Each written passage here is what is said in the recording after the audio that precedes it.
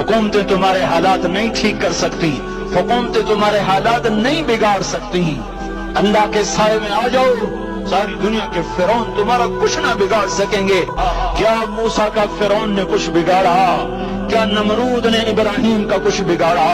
کیا بھڑکتی آگ نے ابراہیم کو جلایا؟ کیا کالے کنویں میں یوسف ڈوبا؟ کیا مچھلی کے پیٹ میں یونس مرا؟ ارے اللہ کو ساتھی بنا لو، یہ ان سے امیدیں ہٹا دو۔ یہ تبلیغ کا الگ فلسفہ ہے۔ ہم کہتے ہیں دل بدلو، لوگ کہتے ہیں حکومت بدلو۔ ہم لوگ کہتے ہیں حکومت بدلو انقلاب آئے گا، ہم کہتے ہیں دل بدلو انقلاب آئے گا۔ دل بدلو، دل، یہ دل اللہ کو دے دو، پھر برچیاں چلیں یا تلواریں، پھر توپ کے دہانے ہوں یا ایٹم کے، موت تمہیں سب سے خوبصورت پیغام نظر آئے گا۔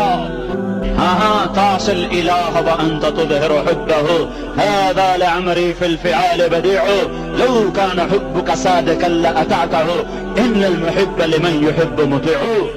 مان جاؤ میری فریاد ہے، میں مقرر نہیں ہوں، میں ایک فریاد، میں سائل ہوں، میں تم سے بھیک مانگ رہا ہوں۔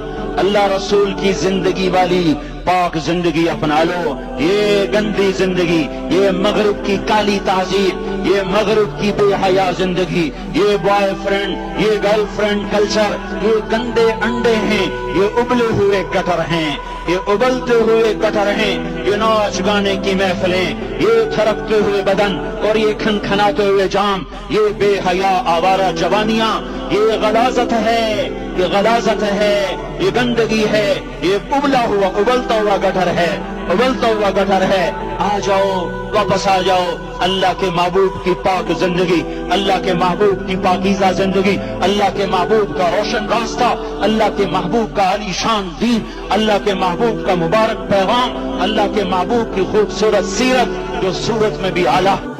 ایک سائل ہوں، میں تم سے بھیک مانگتا ہوں، خیرات مانگتا ہوں کہ نافرمانی کی زندگی سے واپس آ جاؤ۔